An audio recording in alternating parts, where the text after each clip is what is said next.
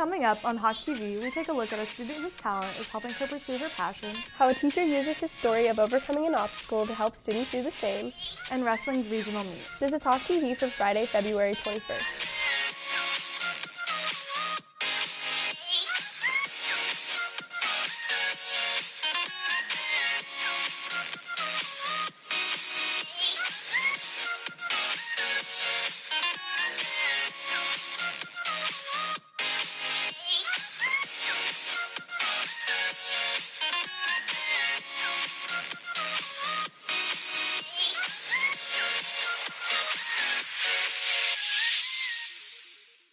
Good morning, Hebron High School. I'm Hania Qureshi. And I'm Haley Pacheco.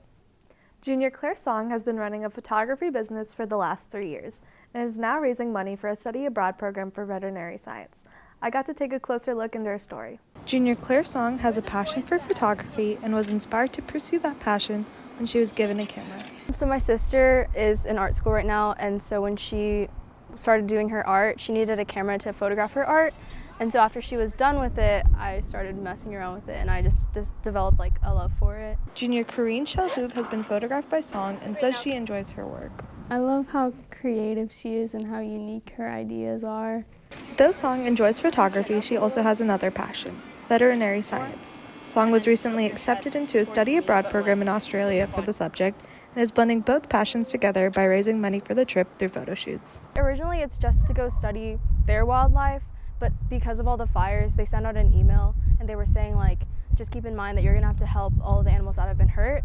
And I feel like that's just a really good opportunity to get hands-on experience and also get to help all of the hurt animals, which I'm like happy to do. Junior Caitlin Fox says she sees importance in the fact that Song is able to pursue both things. I think that she's so excited about this opportunity to pursue what she really wants to do in life and to be able to use a hobby that she's so passionate about to pursue her career that she wants to do later in life is really special and important.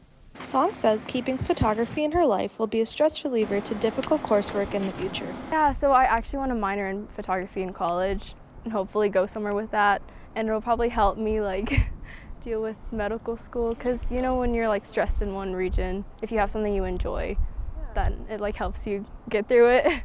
Reporting for Hawk TV, I'm Hania Qureshi. Check out Claire's photography on her Instagram at Claire's Art. Technology is a huge part of most students' lives, whether it's used for education or entertainment. We went around and asked students about their screen time. My screen time is 5 hours and 22 minutes. 1 hour and 10 minutes. 7 hours and 43 minutes. 5 hours and 20 minutes. It's 11 hours and 12 minutes. Let me explain.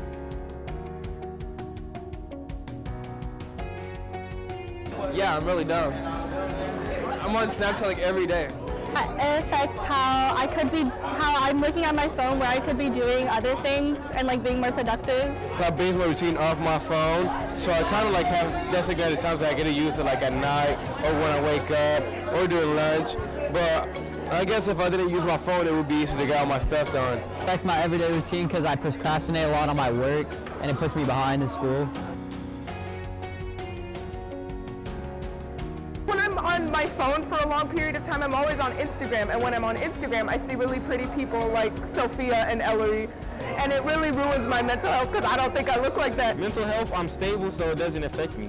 Do you think it affects my mental health because it creates more stress in my life because of how much I'm procrastinating on other stuff?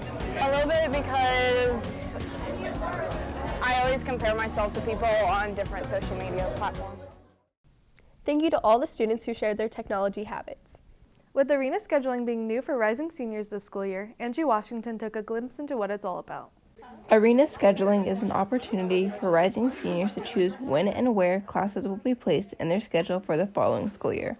Counselor Kimberly Klingon says arena scheduling will be beneficial because it is similar to college scheduling. This is a chance to give voice and choice specifically to our seniors, and it's a chance for students to experience what it's going to be like whenever they go to college and have to pick what time of day their classes are going to fall, what days of the week, etc. With arena scheduling only starting 3 years ago at the Colony High School, Hebron is the third school in the area to get on board. Junior Hope Ryan says she is looking forward to the new scheduling process. I really like arena scheduling. I think it's going to be really beneficial to allowing students to have more freedom with choosing their schedules. It prepares us a little more for college scheduling because in a college you can meet with your advisors and choose what classes are better for you on which days.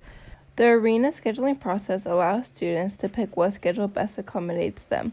Junior Paris Merrill says she plans on building her schedule to make it easier for her to do activities outside of school.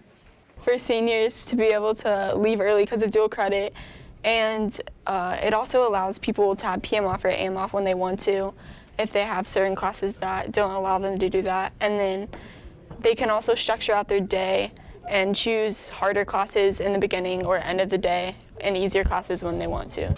Junior Rolando Morales is pleased the school is trying out arena scheduling and giving juniors a say in their schedule.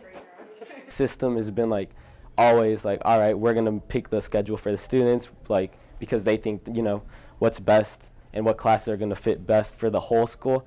And I just think it's not a status quo, but every other it's been around for so many years now, so I think they've just gotten used to that.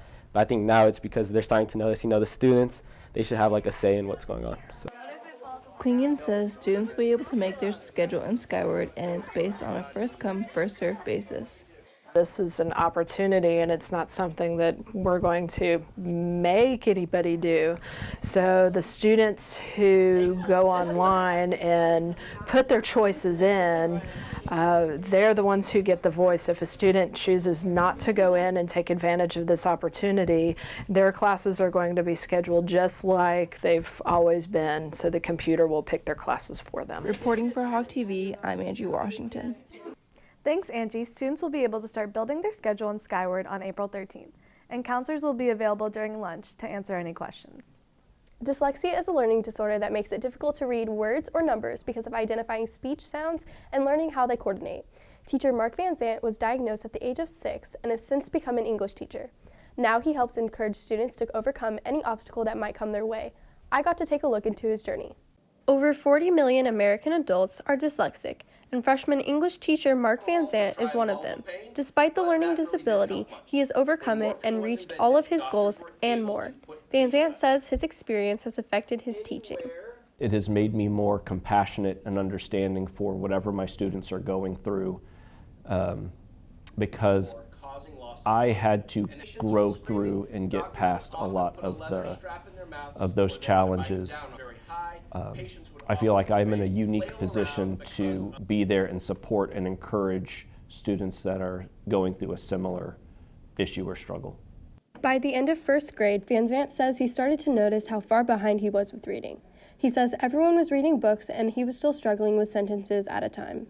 I started to doubt my abilities. I would say things about being smart in other ways, but I was really dumb at reading. And a lot of self-esteem was disappearing as I watched my peers master something that seemed to be normal, and I struggled for a long time with that. Ninth grade principal Amanda Wernicke and Van Zant say his educational experiences help him impact students. Mr. Van Zant just cares a lot about kids. He wants them to be successful, and he really wants to help those kids that struggle with reading or writing to grow and get better and have confidence. I believe my ability to inspire these kids that have that hill to overcome whatever challenge it is, I think that's directly related to having other people believe in me more than I believed in myself. And I bring that here to high school too, and whether it's academics or being better than they were or emotional things come up a lot. I definitely believe that I have had a strong impact on the students that have come through my room. He's also, I think, very trustworthy, so students look out to Mr. Van Zant for answers, for help, for support, and they might share things with him that they don't share with everybody else. Van Zant says that he wants students to know that they can be successful despite any obstacles. I think it's very important that those that are struggling with something, whether it's a learning disability, whether it's the fact that we're taking college-level calculus in high school, it's okay to fail at something, and it is okay to struggle with what you're doing. And it's very important and necessary to learn that you can learn from those failures and get better. That everyone can learn anything. Nothing is out of the grasp of us to become a master at, as long as you're willing to put in the work and patience. Reporting for Hawk TV, I'm Haley Pacheco. Thank you to Van Zant for sharing his story. February is National Great American Pie Month, so we had 2 students face off in a pie eating competition to see who could eat the most pies in 5 minutes. I'm Josh Patel. Hi, I'm Diego Romero. 3, 2, 1, go.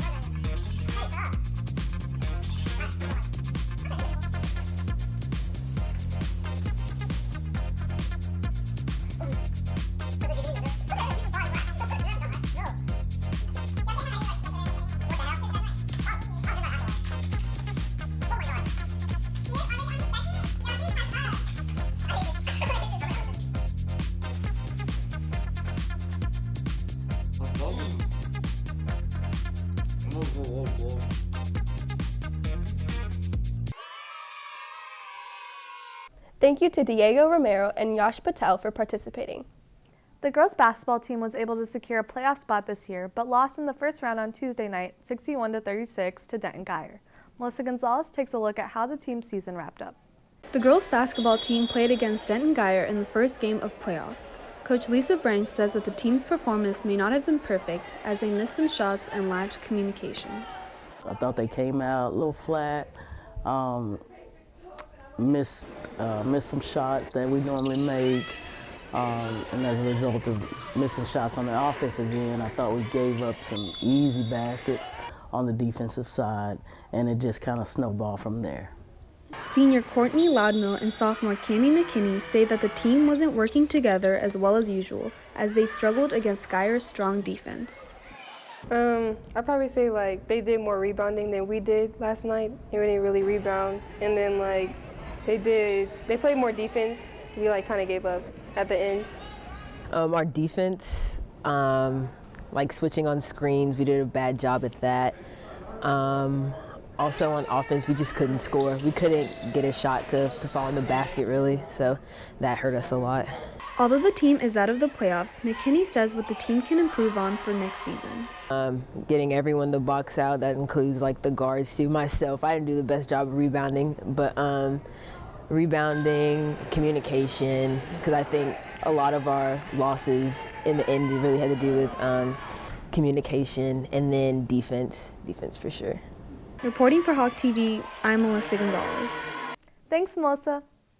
With the wrestling season coming to a close for the majority of the team last week, Ava Caballero-Romo takes a look at how the season went for the boys and girls teams. Last Friday and Saturday, the girls and boys wrestling teams competed at regionals to try and earn a spot at state.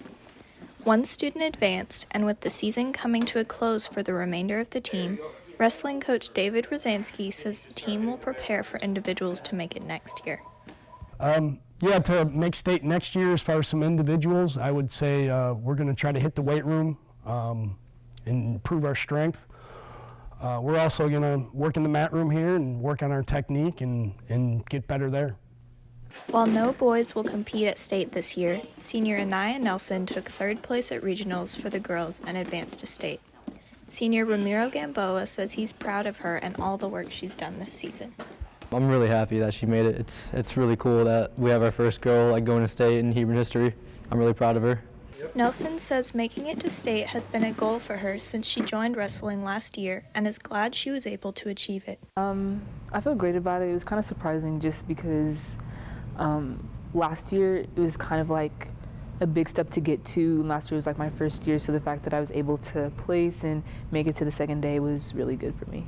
While both teams are short on people, Coach Rosansky says the boys and girls have worked hard and supported each other throughout the season.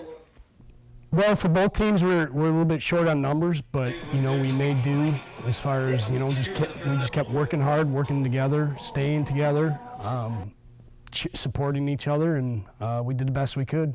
Gamboa has been in wrestling throughout his high school career and says he wants to continue after he leaves. Even though he didn't make it to state, Gamboa says he's had fun this season with his teammates. I'm happy with my season. This is probably the most fun I've had over my 4 years, and I wouldn't change it. Reporting for Hawk TV, I'm Ava Caballero-Romo. Thanks, Ava. Nelson will compete at the state tournament this weekend. In other sports news, girls soccer plays Irving Nimitz at home tonight at 7:30. Boys soccer plays at Nimitz tonight at 7:30. Softball will be playing in the Forney tournament this weekend. And track will be competing in the Jaguar Invitational at Flower Mound High School. That's it for today's broadcast. I'm Hanya Qureshi. And I'm Haley Pacheco. Have any story suggestions? Email us down below. And follow us on Snapchat, Twitter, and Instagram.